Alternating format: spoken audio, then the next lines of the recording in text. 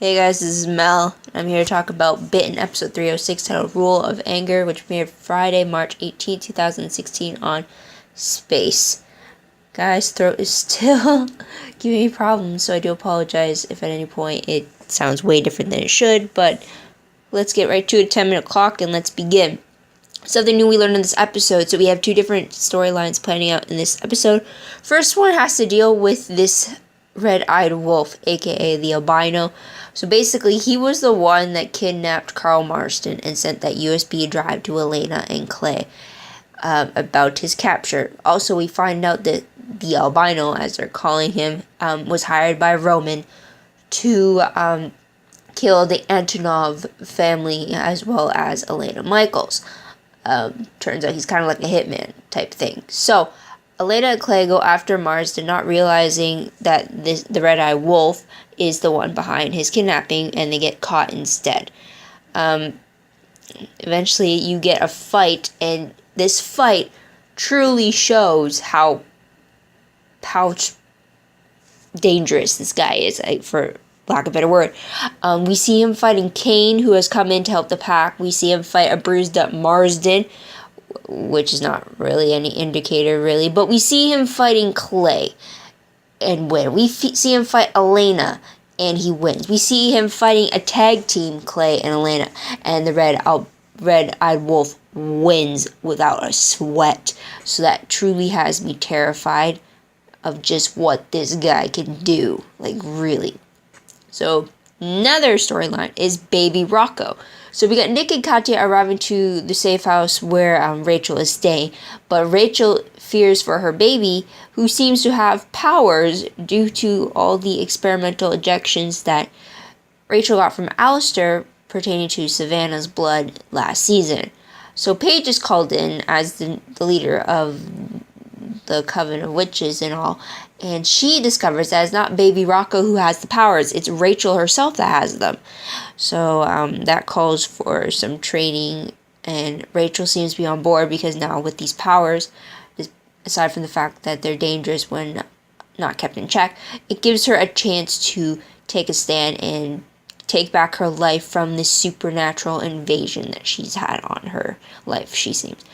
We also see a phone call between Alexi and Katia about everything that has happened, which leads to Katia deciding to kill Roman for herself to save her family, and she thinks of doing this by using Baby Rocco as bait to get him. So that's troubling again. And also on a side note, we see Jeremy still on the road tracking with Roman and refusing Elena and Clay's pleas for him to return home or to have them follow him into the fight. So there's that. Most shocking moment of the episode? It has to be Rachel having the powers. I mean, I wasn't surprised that Baby Rocco would have the powers because it made more sense to me that with all those injections during the pregnancy would affect him in that way. But for some reason, Rachel being the source of all this power surprised me even more for some reason. So it's like, I guess it didn't make sense because I figured that type of infusion would react badly in a way. Like with Baby Rocco, he was already a werewolf, so he already had supernatural blood in him, so him just adding witch powers to it just made more sense. Why not have a hybrid like that? But for Rachel, she doesn't have a drop of supernatural blood in her except for when she was carrying Rocco, but now she has these powers, so I would think that the magic and non-magic mix wouldn't really go that well. So I don't know why it was surprising, it was for me. Moving on to top 3 favorite moments, though. The first one has to be the fight scene against the red-eyed wolf, or the albino. What I really like about it is how many people were involved in it. We see Kane going against him and losing, which was surprising since he is a fighter. Like, even in the cage fights, he was always the dominant one. We see Marsden trying to fight. Even when Marsden stepped in all beaten up and everything, he stepped in when Kane couldn't continue on. So I really like that protective stance he was portraying there. And then we see Clay, who's always been the fighter of the pack, a really brute guy, if you will. And he goes down repeatedly, but you see he never backs down unless like he actually can't get up. And I really like that he still kept on going. And then Elena, she charges right on in when she sees Clay in danger in tag teams. And she goes a few rounds, but it's not really enough against this enemy of theirs who just won't stay down. Or he doesn't even, it looks like he doesn't feel pain at all, which is scary. Because I thought Clay and Kane were like the best fighters so far that we've seen, and that nothing could take him down, essentially. But then this guy comes in, so now I'm like analyzing just how much power a certain character has, if you know what I mean. It's kind of like with the Vampire Diaries. For 2 seasons, the biggest bad we know would be Catherine until they introduce Klaus, and then now you're reevaluating, saying, okay, Klaus is now the actual biggest bad. It's not Catherine anymore. You have to shift what your version of the top dog is, type thing. So like it's kind of like that in this fight scene. Another favorite moment for me has to be all the familiar faces we got to see again. We saw Paige again. The last time we saw her was briefly in the season 3 premiere. So it's been a while. And her look has definitely changed, more mature, I believe. We also see Kane again. I think it's been a while since we've seen him. I don't think we've seen him since the season 2 finale, I believe. So it's been a while. And then we also see Rachel, who, again, we haven't seen since the season 3 premiere. So it's just great to see all these familiar faces again. Another favorite moment has to be Elena being so insistent on the fact that they need to save Carl Marston because of the fact that he matters. Back in season 1, Carl Marsden was a mutt that was part of the group that was targeting the pack, but then he kind of showed his loyalty and it became a part of the pack. And the fact that Elena is now wanting to protect him because if he doesn't matter, then none of them matter type thing. I just really like that she's embraced the fact that Marsden is part of her pack when she views the pack being a family. And I really like that we see Kane being a part of the pack and standing up and fighting with them as well. I really like that. Those two are definitely the best additions to the pack that I really like, for sure. So top 3 peed moments. 2 of them have to go to Katia, for sure. The first one is Katia intervening in Paige's spell when determining the source of all that power happening around Rocco. And she's videotaping that whole telekinetic display thing going on. I kept thinking, like, what the hell are you doing? This is no time to videotape something like that. It's like, really? It's like, sure, if you're at some magic show off the street, then yeah, go record it, because it's for fun. But in that moment, that shit was real, and it was a threat to the baby, and it's like, no. And then why would you even step closer to it? You were completely warned of the fact that you do not cross the circle. And yet, what do? You go cross it. It's like, you deserve whatever backlash to magic you got in that moment. I really don't like Katia. And that feeling just worsens when she decides to steal a defenseless baby to bait a crazy psychopath to come after her. I mean, like, you already have a target on your back. That's already enough of a reason for him to come after you. Why add a defenseless baby into the equation? I mean, like, really? It's like, if she's, I don't care how desperate she is, if she's willing to use a child like that, she's not good in my books at all whatsoever. And if the pack turns on her completely after that, I wouldn't even bat an eye. I would be like, good, thank God, good riddance, because I do not like Katia at all. She just gives humans a really bad name in this show, for sure. Makes me not want to be a human in this show.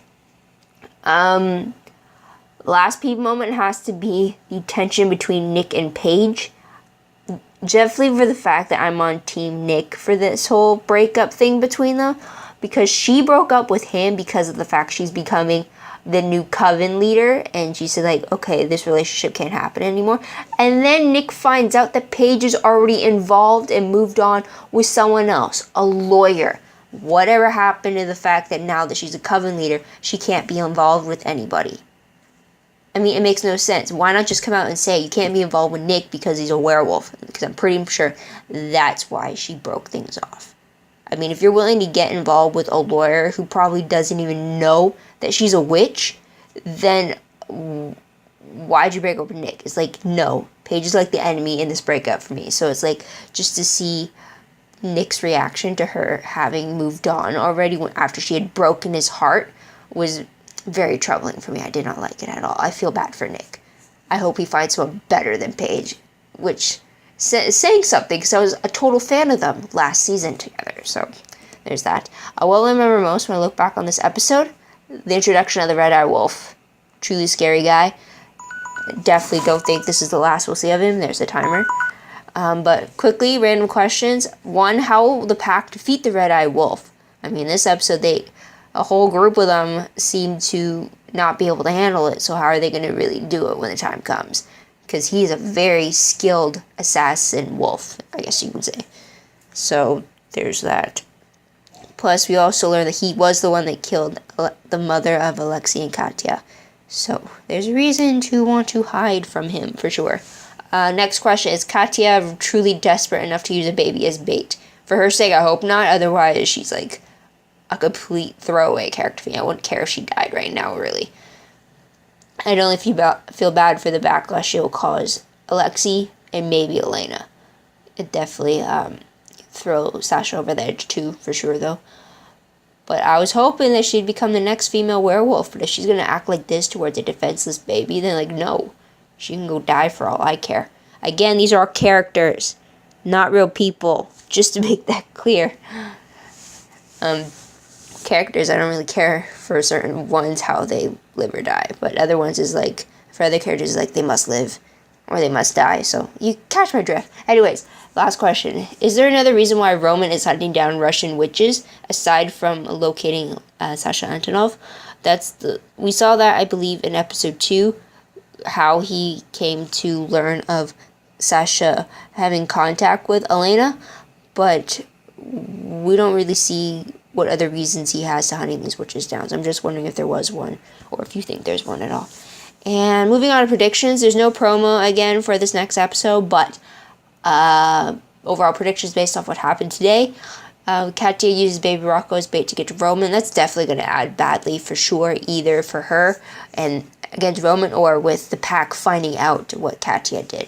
And I hope Katia, the views the pack has on Katia, would be turned into an enemy after they took their youngest pack member, which is Baby Rocco. So that's what it is. So what did you guys think of the episode? Is it what you expected? Let me know in the comments below. I'd love to hear about it. Also, don't forget to like this video, subscribe to my channel, check out my other videos if you haven't done so already. Also, if you want, check out my Tumblr page for the Bitten tag.